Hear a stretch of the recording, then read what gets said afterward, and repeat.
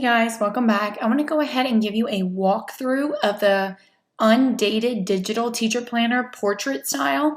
So you've seen a similar planner with this template, but this one does not have any dates. I had a lot of requests for people from people asking to have an undated planner. So that is what we have here. And it is also portrait style. So this is just a quick flip through explaining all of this planner. So just like this theme in the dated version landscape, you have multiple cover options. So I also left space up top if you wanted to write your name inside this water splash clip art. But I have different front page templates and also all of the links. So you're welcome to delete any title pages you don't want, but again, I left them with the water splash and without. And then as you go through the different ones, I have this quote page, which I just thought was too good to get rid of in the landscape one. And then you have your home base. So this home base is where I like to put my name and, the thing for the year. This is like always the most exciting page to fill out once I get my, room assignment and anything like that. So I usually go through and put all of my things right here. I'm going to go ahead and give you a quick rundown on the Goodnotes toolbar. So this is Goodnotes 5. This planner can be used in other apps as well. Notability is one. Metamoji is another. There are also PDF annotation apps for Android tablets. Metamoji is one as well, and Xodo is another, and all those can be synced across multiple devices. So although I'm showing you on an iPad, other devices are available as well. So this is the Goodnotes toolbar. You have the waffle here, which pretty much gives you all of the thumbnails of your planner. If you hit favorite on any of them, which is like a little bookmark, it will highlight. Sorry, trying to get that to highlight better. Oh, it's just so bright. And then you also have, it will come up on your favorites one once you highlight that. But it just gives you all of the different options. When you're trying to copy and paste them, you want to come in here and use like the drop down arrow to add a new page. Or if you want to duplicate it, you would have to select it, hit copy, or maybe you just want to export a page. So all of that can be done inside of the waffle.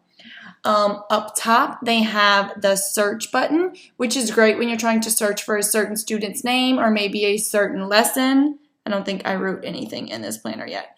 But once you start filling out your small group work, you could search for a child's name, and any page where you wrote that child's name, it will come up on, so you can easily export it. Next, we have the bookmark button, so if you want to bookmark this page. Then we have the share button, which allows you to share just this page, all of it, print just this page or print the entire thing, or you can present. Next, we have the add page button, which you can, if you want another one of the page you're on, then you would just hit current template. They have other templates, or you can import one. And then here you have your annotation toolbar. Once you click on the annotation toolbar and all of these tools come up, you are now in writing mode. That's not a good color to show. You are now in writing mode, so you can write, highlight, and draw shapes on anything. But when this toolbar is gone, that is how you use the links. So if the writing toolbar is up, you will not be able to use any of the links because you are writing. So whenever it is gone, you can use the links to go to where you need to. So on your writing toolbar, you have pen, erase, highlight, shape, lasso, insert an image, take a picture and insert an image, insert a text box, and then that's like presentation mode. So whenever you're trying to insert a certain color, all you have to do is just click down and you can click the custom, which I like to use hex codes of certain colors that are my favorite if you're that picky. If you want to change the size, you would just click and drag. Okay, so this is your home base. When you click on the home button, that's where it brings you. So after that page, you go into your yearly goals for the year. And I like to have 5 goals. And then I have a word of the year. After that, you go into your index. And then I have lesson planner, year at a glance, standards, passwords, schedule, small group, gradebook, daily checklist, weekly checklist, student info, communication, data tracking, professional development, and notes. So I'll go through each of these.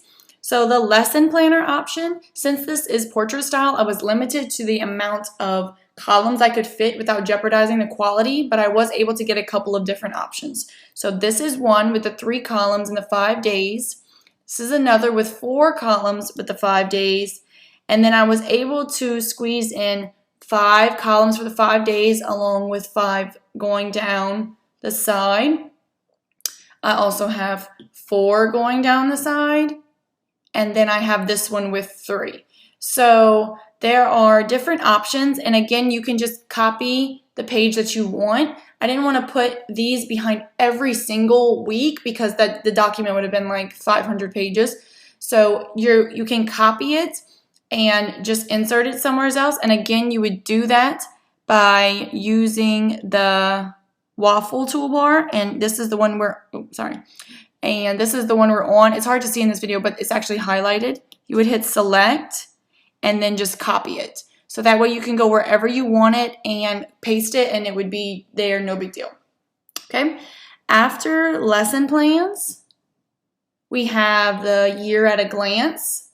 So this is just your yearly plans. You can paste out for whatever you want. If you want like a yearly math, you can also duplicate it. Yearly reading, you can duplicate it as well. Then we have our standards page where I like to copy and paste my standards in here. I need more than one page, so I often duplicate this page as well. So then I go standards, swipe, and I have another standards page right behind it. And I do that just by screenshotting and inserting. Passwords, here's your passwords log.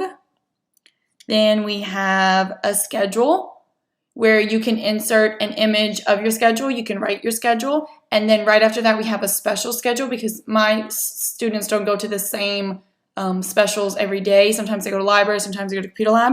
So I keep track of that here. Then you have your small group option. The small group option is great. I have a documentation log. It's like a documentation for everyone. Then you have your log for individual students. I'm not sure why the glare is so bad. Let me see if I can fix that. Okay, I'm not sure why it looks like that because it's definitely not blurry whenever you're looking at it on my screen. Sorry about that. So this is the small group documentation page. So this is where you would write like a child's name. And so I document kids, put my husband's name. I document kids as I meet with them. And what's great about this small group documentation page is that you can search for that child's name whenever you're at the end of the year trying to document all of the things on them. So this page comes up. And then so I can see every time I work with this child. And then I also have my planning page where I can see exactly what I worked with him on, or maybe, what children I want to work with. And then I also have a a data tracking sheet that I can see exactly what they've been working on as well. Okay, after the small group page, I have a gradebook, and this gradebook is linked and for all these 6 different tabs. So I like to label this block 1 math, block 2 math, block 3 math, block 1 conduct, or maybe you have a different subject area. And when you click on that, it will bring you to that block's grade list. So what's great about that is you can just click the gradebook tab and it brings you back to it. So if I'm entering in grades for block 1, I can put block 1's here, go back, block 2. Sorry, my hand was on it. It's ready to go. So all of these are ready to go, and you can label this block 1, block 2, block 3. And if this is for your first grading period, you have 4 of them. So you can go on to the next, and then you can always copy and paste all of your class lists so that way you're not rewriting them tons of times. You do have the option to use this for something else. Let's say you're tracking if they returned a form. You can copy and paste this page and use it since it's ready to go. So that is the gradebook option. We also have the daily checklist option, which is my favorite, which I have an example filled out for you. This is just something I like to use. This is a digital sticker that's included that I like to highlight as I drink water throughout the day, and I highlight and check off different things. We also have the weekly checklist option, which is kind of similar. I kind of filled it out so you can see. I have the different days of the week ready to go, along with all of the different tasks. Oh, sorry. Let's go back to the index. Then we have our student info page, where you can fill out their name, birthday, transportation, any services or any notes, maybe some kind of health notes. Then after communication, we have data tracking, which is great. Like I was saying again, if you're writing for a certain student, you're trying to document them, then you can search for that child's name, and every page that their name is written on, sorry about that, every page that their name is written on will come up. Didn't mean to exit out. So now I have his documentation page, a small group documentation page, and his data tracking page. So I can easily search that and export it if I'm in a meeting and have it ready to go. So that is the data tracker. Then we have the professional development page, which I've included dots in to make it so much easier. I'm not sure why it's so blurry. So to make it so much easier to write, I think it's easier to write with the dots, but I did include options without the dots. So then I like to have a key takeaway, and this is the one without the dots. Then we have the notes section, which is just something I like to use when I'm in a meeting. This one has the dots in it, and this one does not. Let me see if I turn the light off, if it's better.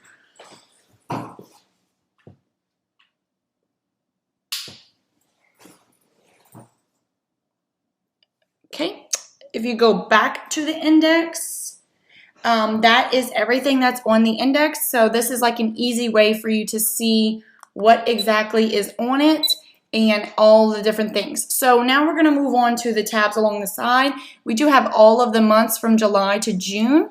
So when you go to each month, they have the different circles where you can insert your days. And then before the months, I have a weekly like goal sheet.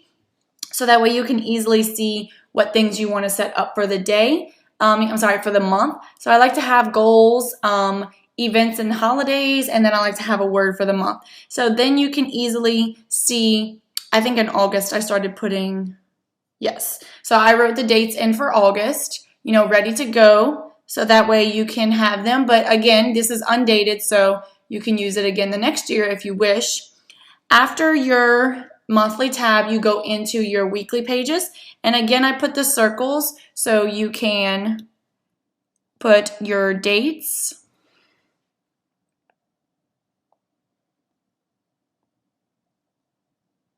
Now, one thing I must point out is this one is a little different than the vertical style, as in you have less columns. So this one only has 5 columns. Why is that so blurry? Okay, that's a little bit better. So as I was saying, this one has 5 columns. I know in my previous landscape planner, I was able to fit, I think it's 7, but that's also a 2-page spread. So this was the only way I could do it. I apologize if you need more than 5 columns, but I really didn't want to jeopardize the quality for the different columns. Okay, so I want to go back and show some of this now that it's not so bright. My camera was just a little bit too bright. So the professional development I wanted to show you because you could see the dots now. And then I have some without the dots. So back to the different pages, you have a blank calendar under every single tab. So you can add the dates. Before that, you have a goal page. And then you go into your different weekly spreads. So again, you can add your dates. It's different than the other ones because it has a little bit less columns, but that goes all the way through June. And then after that, you have your templates. The templates are the different page types where you have your squared pages, bigger and smaller. I like to use these when I'm sketching out my classroom layout or maybe a seating chart. Then you have lined pages, and then it goes into the different dotted pages depending on how far away you want your dots. And last but not least, we have the sticker option. So the sticker pages, this is all academic theme stickers, and then you have lifestyle theme stickers here. So when you click on the sticker name, it brings you to those sticker options. So all you would have to do is just click the lasso tool, circle around it, and then just copy it, and you can paste it to where you want it. So let's say I wanted it in October. Hold down on the screen and just hit paste. So you can also crop it by clicking on the arrows and inserting it and resizing it. So those are the academic stickers, and they have all of these where they have big and small ones. So, sorry, I keep exiting out. You have the big and small options for the holidays, but then you also have lifestyle stickers. And your lifestyle stickers are more like quotes or things you need to do. So these are really cute when you're doing your daily pages. I like to use those, especially the get it done ones. I really like the quote ones. Those are my favorite. But you have many lifestyle stickers, and then I also included some blank ones so you can kind of create your own. And that is all the stickers. So again, the home page will bring you back to this home base. So I hope that was a quick enough flip through. Again, this is the Undated Digital Teacher Planner, and it is the portrait layout. Let me know if you have any questions.